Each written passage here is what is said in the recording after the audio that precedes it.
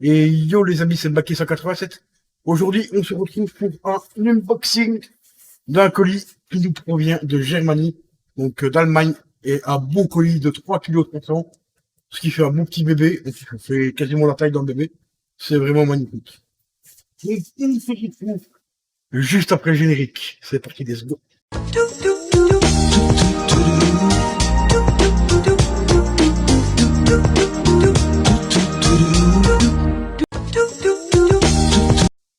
Et les amis, donc nous voilà pour le déballage de ce petit colis.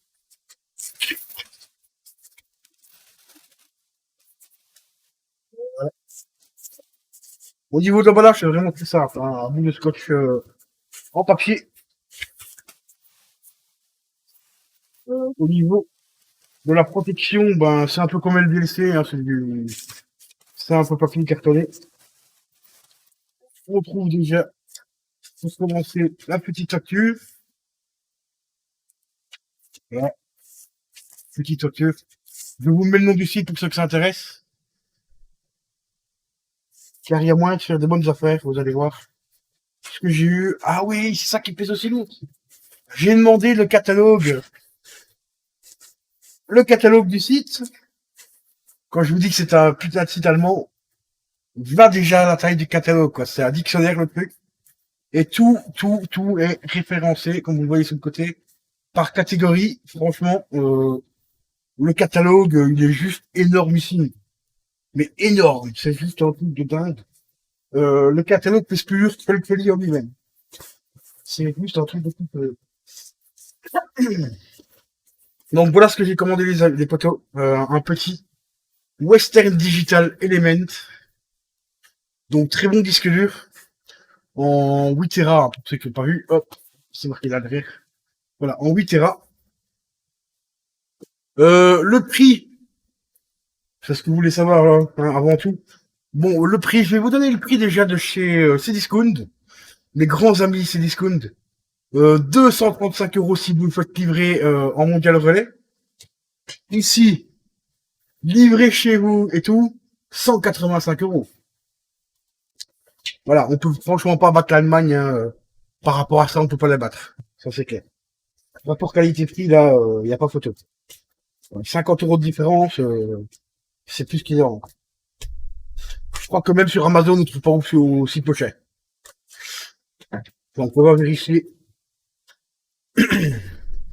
Au niveau de l'emballage, mais normalement, c'est bien un officiel, apparemment. Ouais, c'est très très bien, hein, un officiel.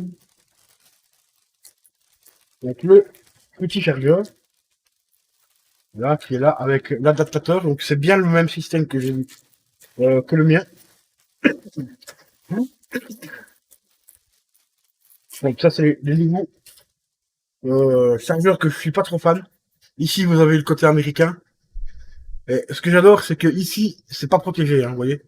On a directement le métal. Alors ici vous avez un petit truc ici enlevé en plastique. Normalement, bon, il faut juste appuyer dessus. Mais pas plier, c'est pas. Bon, eh ben j'arrive à l'enlever. C'est pas grave. Et puis après, vous avez le côté européen, voilà. En fait, c'est un clip, c'est un qui se met dessus et vous clipsez comme ça en poussant ou en retirant comme ça ou en faisant glisser, je ne sais plus exactement. Et ça, c'est le côté donc européen classique. Donc, je suis pas trop fan de ce chargeur-là parce que avec le temps, je pense que j'en ai un là normalement. Voilà, c'est celui-là. Avec le temps, il peut y avoir un petit peu du jeu. Bon, ici, c'est pas trop le cas, vous voyez, voilà, si ça dépend. Ouais. Ça bouge un petit peu et tout. Et il peut y avoir beaucoup de poussière qui rentre dans la jonction ici, donc je suis vraiment pas trop fan. Mais bon, jusqu'à présent, j'ai pas eu de soucis avec, je vois pas pourquoi j'aurais des soucis avec celui-ci ou avec l'autre, hein, donc Ensuite, nous avons également le câble d'alimentation, un petit peu de documentation. Voilà. Hop. Câble d'alimentation, ça aussi, enfin, qui est le câble USB. Ça aussi, il y a un tout petit bémol par rapport à Western Digital. C'est qu'ils ont leur câble propriétaire. C'est-à-dire qu'on peut pas utiliser n'importe quel câble. Donc en USB 3 bien sûr, hein.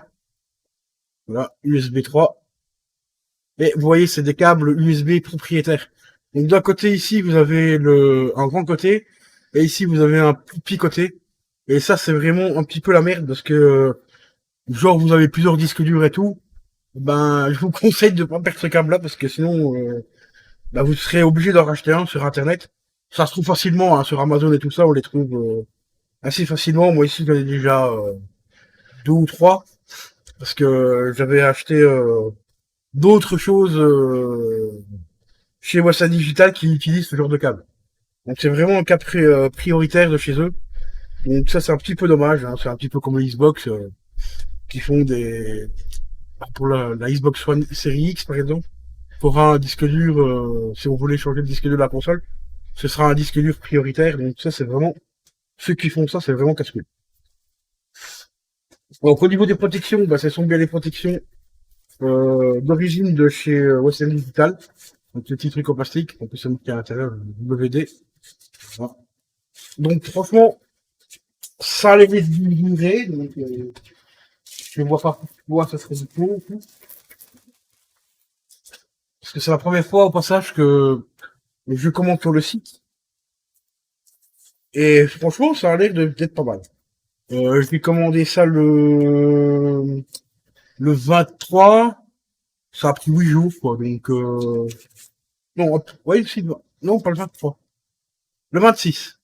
J'ai commencé ça le 26, donc ça a pris 5 jours pour arriver. Donc, très très rapide. Franchement, pas de soucis. Bon, après, je suis juste à côté de l'Allemagne aussi, hein. Mais il y a des colis en Allemagne qui peuvent prendre plus d'un mois pour arriver. Exemple, ma platine vinyle que j'ai commandée sur Amazon, c'était un vendeur allemand, ça a pris plus quasiment un mois et demi pour arriver. Donc voilà. Après, il y a la petite documentation ici. Voilà, comme d'habitude, qui vous explique comment fonctionne le disque dur et tout. Voilà. Et le disque dur en lui-même, voilà, il est là. Donc c'est exactement le même que j'avais avant. Et sauf que celui-ci c'est 8 Tera, que l'autre c'est un 4 Tera. Donc c'est une de protection dessus. Voilà. Alors il y a des patins en dessous, ici, là, et de l'autre côté. Anti-dérapant parce que on peut le mettre à plat, pas à droit, ou alors vous pouvez carrément le mettre couché, c'est comme vous voulez. À l'arrière, ce qui est cool aussi, c'est qu'il y a un petit bouton pour l'allumer et l'arrêter. Donc on n'est pas obligé de le débrancher à chaque fois. Et ben voilà les poteaux. Je vais faire une coupure dans la vidéo, le temps de le mettre en route, de l'installer et tout, et de vous dire déjà s'il démarre et tout. Donc on se retrouve tout de suite. Et ben voilà les amis, donc comme vous le voyez, il est bien détecté. Hein. Voilà, il est là, il est juste ici. Donc toujours, quand vous prenez un disque dur, j'ai un truc que j'ai oublié de vous dire au début de la vidéo. Comptez bien, calculez bien que vous allez perdre quasiment pas loin d'un Tera. Quand vous achetez un disque dur de 8 Tera par exemple, ou un disque dur d'1 Tera, ben vous perdez 70 Go, vous voyez ici. Là c'est deux disques de 1 Tera et j'ai que 930. Hein. Parce que c'est la mémoire qui est dessus tout simplement qui bouffe. Ici c'est simple, là j'ai perdu 700 Go. Donc on va faire, c'est simple, 8000 Go moins 7270 Go, enfin 70 Go, voilà. Ça fait 730 Go dans mon cul, hein, quand même. Donc ça ils aiment bien mettre des carottes, hein. Et c'est pas que Western Digital, hein, que ce soit Western Digital, Toshiba ou alors Seagate. C'est pareil chez tous les constructeurs, ils n'ont pas le choix malheureusement. C'est tout simplement la mémoire qui est dans le disque dur. Bon, nous allons commencer à faire un transfert. Voir un petit peu ce que je pourrais déjà transférer, parce qu'il y a déjà pas mal de petits trucs que je peux déjà liquider ici. Alors attendez. On va déjà faire CTRL C, donc ça ici ça peut aller dessus, ça aussi. La musique, ça aussi, ça aussi, ça aussi. Non, ça non, pas forcément, ça oui, ça oui, et ça aussi. Voilà, on va déjà coller ça. Comme ça on va voir un petit peu la vitesse de calcul et tout.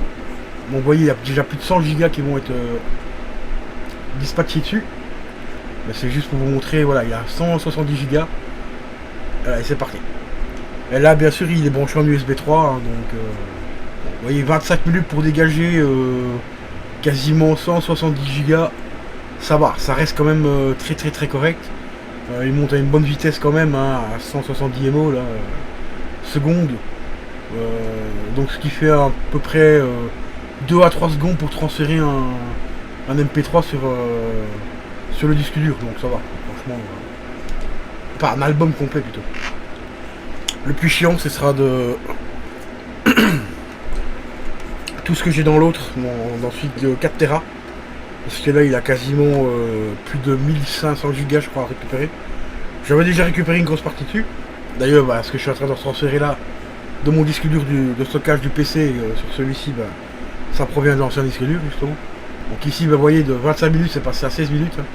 On appelle ça des minutes Windows. Parce que Windows vous indique 25 minutes. Après, ça peut passer à 15 minutes, comme ça peut passer à 3 heures.